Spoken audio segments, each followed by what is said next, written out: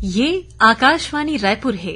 छत्तीसगढ़ी समाचार बुलेटिन के संग प्रथा शुक्ला के जय जोहार। अब सुनाओ आज के प्रमुख समाचार। छत्तीसगढ़ में होवैया विधानसभा चुनाई ला लेके आज नई दिल्ली में कांग्रेस के होइस बैठक। उहें भाजपा डहार ले काली रायपुर में लाभार्थी सम्मेलन आयोजित करे जाही।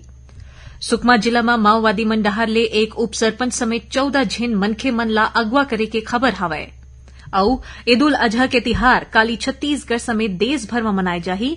एकर बर प्रदेश भर के कतकोन ईदगाह और मस्जिद में विशेष व्यवस्था करे गे हे। अब समाचार विस्तार ले। छत्तीसगढ़ में एसो होवैया विधानसभा चुनाई ला लेके राजनीतिक गतिविधि सरलग तेज होत जात हे। छत्तीसगढ़ कांग्रेस की बैठक आज नई दिल्ली में राष्ट्रीय अध्यक्ष मल्लिकार्जुन खड़गे और वरिष्ठ नेता राहुल गांधी के मौजूदगी में होए रहीस, जेमा प्रदेश में होए वाले अवैया विधानसभा चुनाई के तैयारी ला लेके विचार विमर्श करेगीस। बैठक में प्रदेश प्रभारी कुमारी सैलजा, मुख्यमंत्री भूपेश बघेल, प्रदेश अध्यक्ष मोहन मरकाम समेत कतकोन पदाधिकारी मन शामिल हुए। बैठक के बाद राष्ट्रीय अध्यक्ष श्री खड़गे हा ट्वीट करत हुए कहिन कि जनता के भरपूर विश्वास हवय, कांग्रेस पार्टी हा लोगन मन संग मिलके काम बुता करही।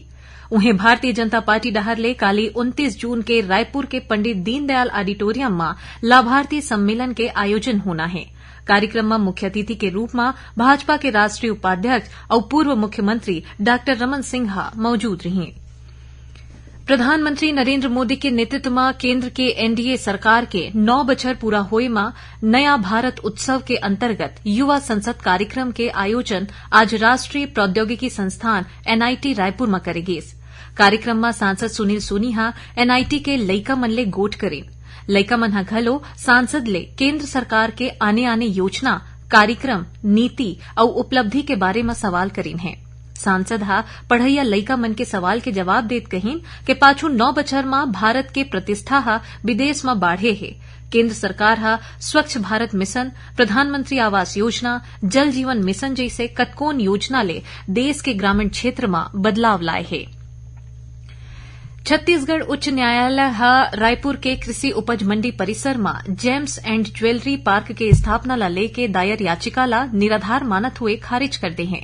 राज्य सरकार को तिले रायपुर के पंडरी तराई में लगभग 10 लाख वर्ग फीट में जेम्स एंड ज्वेलरी पार्क के स्थापना करे जाना है।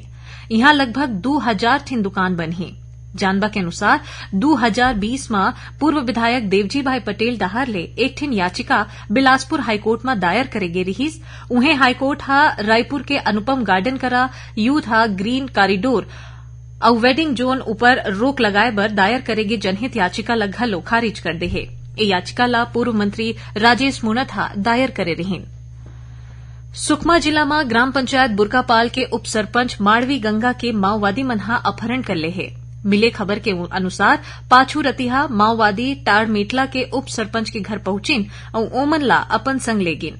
जानबा के अनुसार माओवादी मन हा उप सरपंच के संगे संग टाड़मेटला इलाका ले 14 झीन औ आने मनखे मन ला घलो अगवा कर ले है। जेकर बाद सर्व आदि समाज के संगे संग आने आने सामाजिक संगठन मन हा मिल के उप सरपंच के सकुशल रिहाई के मांग माओवादी मन ले करे है। छत्तीसगढ़ में अवैया विधानसभा चुनाई के प्रशासनिक तैयारी जोर शोर ले चलत है। एक घाव घलो चुनाई में M3 मॉडल के ईवीएम और वीवीपैट मशीन बउरे जाही। प्रदेश में पाछू कुछेक चुनाई में घलो ए मॉडल के मशीन के उपयोग करे जा चुके हैं। भारत निर्वाचन आयोग के निर्देशानुसार राज्य में स्वतंत्र, निष्पक्ष और पारदर्शी चुनाई बर सबो जिला मन में ईवीएम और वीवीपैट मशीन के प्रथम स्तरीय जांच मान्यता प्राप्त राजनीतिक दल के प्रतिनिधि मन के मौजूदगी में हुआ थे। आयोग के प्रोटोकॉल के पालन करत मशीन के साफ सफाई, प्रामाणिकता और मशीन के शुद्धता के जांच के कार्यवाही करे जाथे। छत्तीसगढ़ी समाचार बुलेटिन आप मन आकाशवाणी रायपुर ले सुनत हव। छत्तीसगढ़ के खबर ले है आपके वास्ता और खबर के विश्वसनीयता ले है हमार वास्ता। आकाशवाणी समाचार रायपुर के प्रादेशिक समाचार बुलेटिन के संगे संग हमार समसामयिक कार्यक्रम आप रेडियो के संग अपन मोबाइल में घलो सुन सकत हो। आकाशवाणी समाचार फेसबुक, ट्विटर और यूट्यूब में घलो हावय। हमार फेसबुक पेज हरे Chhattisgarh news on AIR, Twitter handle CGAIR news और हमार यूट्यूब चैनल हरे छत्तीसगढ़ AIR न्यूज। तो अब रेडियो के संगे संग आपके मोबाइल के माध्यम ले हम आप तक पहुंचत हन। छत्तीसगढ़ के हर खबर पर सुनत रहो आकाशवाणी समाचार। अब आगू बढ़बो बाची समाचार कोती। छत्तीसगढ़ अनुसूचित जाति सलाहकार परिषद के पहली बैठका मुख्यमंत्री भूपेश बघेल की अध्यक्षता में रायपुर में हुई। बैठका में मुख्यमंत्री हा कहीन कि राज्य सरकार समाज के सबो वर्ग समेत अनुसूचित जाति वर्ग ला शैक्षणिक, सामाजिक और आर्थिक रूप ले सशक्त बनाए बर हर संभव कोशिश करत है। उमन कहीन के परिषद कोतिले अनुसूचित जाति वर्ग के उत्थान बर परामर्श दे जाही। बैठका में मुख्यमंत्री हा विभागीय अधिकारी मन ला अभियान चला के छात्रावास के निरीक्षण और साफ सफाई ला सुनिश्चित करे के निर्देश घलो दीन है। संगे संग अनुसूचित जाति वर्ग के बहुलता वाले संभाग में प्राथमिकता के आधार में छात्रावास के उन्नयन और सीट के संख्या बढ़ाए बर घलो कहीन है। मुख्यमंत्री हा राज्य सरकार कोतिले जाति प्रमाण पत्र बनाए के प्रक्रिया में करेगे सरलीकरण के प्रावधान के प्रचार प्रसार करे के घलो निर्देश दीन। तउहे मुख्यमंत्री की अध्यक्षता में छत्तीसगढ़ अन्य पिछड़ा वर्ग के सलाहकार परिषद के घलो पहली बैठका हुईस और वे बैठका में मुख्यमंत्री हा कहीन के अन्य पिछड़ा वर्ग में शामिल सबो वर्ग ला शासन कोतिले संचालित योजना के ज्यादा ले ज्यादा फायदा उठाना चाहिए। ईद उल अजहा के तिहार काली छत्तीसगढ़ समेत देश भर में धूमधाम ले मनाए जाना है। त्याग और बलिदान के तिहार में मुस्लिम समुदाय के मनखे मन कोतिले ईदगाह और मस्जिद में नमाज अदा करे जाही। एकर बर रायपुर और दुर्ग समेत प्रदेश भर के कतकोन ईदगाह और मस्जिद में विशेष व्यवस्था करे गए है। प्रदेश में पाछू कुछ दिन ले सरलग होवत बारिश ले नदिया नाला के पानी हा बाढ़ के है। दुर्ग जिला में शिवनाथ नदिया के जलस्तर हा 6 फीट ऊपर बुहावत है। जिला प्रशासन के संगे संग एनडीआरएफ की टीम हा स्थिति ऊपर नजर राखे है। उन्हें कोरबा जिला में तेज वर्षा के सेती पाली विकासखंड के पोड़ी पाली रद्दा में गुंजन नाला में बनत अस्थायी रद्दा के बुहाए ले 18 ठिन गांव के रद्दा बंद हो गए है। इति बिलासपुर के अरपा भैंसाझार बैराज परियोजना के जल ग्रहण क्षेत्र में जल बढ़ाव में बढ़ोतरी होय के सेतिर आज बैराज ले अरपा नदी में 53 क्यूसेक पानी छोड़े गिस। इही बीच मौसम विभाग हा अवैया 24 घंटा के बेरा में प्रदेश के कुछ जगह में हल्का ले मध्यम वर्षा होए और गरज चमक के संग आकाशीय बिजली गिरे के संभावना जताए है। मौसम विभाग के अनुसार एक ठिन निम्न दाब के क्षेत्र उत्तर पूर्व मध्य प्रदेश के ऊपर और ऊपरी हवा के चक्री चक्रवाती घेरा बने हुए है। उन्हें एक ठिन द्रोणिका हा राजस्थान के बंगाल के खाड़ी कोती जात है, जेकर से असर ले प्रदेश भर में वर्षा की गतिविधि में कमी आए के संगे संग काली ले अधिकतम तापमान में बढ़ोतरी घलो संभावित है।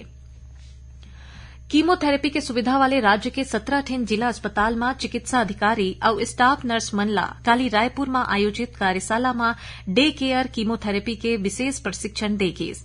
नई दिल्ली के ऑन्कोलॉजिस्ट डॉक्टर दिनेश पेंढारकर और मध्य प्रदेश राज्य कैंसर कीमोथेरेपी के नोडल अधिकारी डॉक्टर सीएम त्रिपाठी हा उमन ला प्रशिक्षण देन।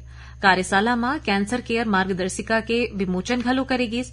जानबा के अनुसार दंतेवाड़ा, नारायणपुर, बस्तर, कांकेर, बलरामपुर, जसपुर, सरगुजा और सूरजपुर समेत बालोद, बेमेतरा, बिलासपुर, गरियाबंद, जांजगीर, कोरबा, मुंगेली, रायपुर और धमतरी के जिला अस्पताल मन में घलो कैंसर के मरीज मन ला निःशुल्क कीमोथेरेपी के सुविधा उपलब्ध कराए जात है।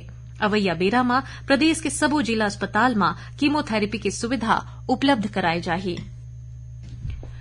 19वां राज्य स्तरीय जूनियर और 6वां कैडेट ताइक्वांडो प्रतियोगिता के आयोजन रायगढ़ में 27 और 28 जून के हुई, जेमा प्रदेश भर ले कतकोन जिला के 250 ले ज्यादा खिलाड़ी मन हिस्सा लेन।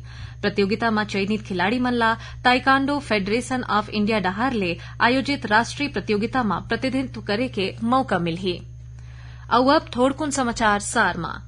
राष्ट्रीय सांख्यिकी कार्यालय डहार ले काले 29 जून के रायपुर के पंडित रविशंकर शुक्ल विश्वविद्यालय के कला संकाय सभागृह में 70वां सांख्यिकी दिवस के आयोजन करे जाही। नगर पालिका उपचुनाव के तहत 30 जून के बिहनिया 9 बजे ले प्रदेश के 7 ठिन जिला के 8 नगरीय निकाय के रिक्त 8 पार्षद पद पर वोट के गिनती करे जाना है। आखिर में प्रमुख समाचार एक घाव फेर। छत्तीसगढ़ में हुवैया विधानसभा चुनाव ला लेके आज नई दिल्ली में कांग्रेस के हुई बैठक। सुकमा जिला में माओवादी मन डहार ले एक उप सरपंच समेत 14 झीन मनखे मन ला अगवा करे के खबर है। और ईद उल अजहा के तिहार काली छत्तीसगढ़ समेत देश भर में मनाए जाही। एकर बर कतकोन ईदगाह और मस्जिद में विशेष व्यवस्था करे गे है। एक रे संग छत्तीसगढ़ी समाचार बुलेटिन इहे से रावत है। जय जोहार।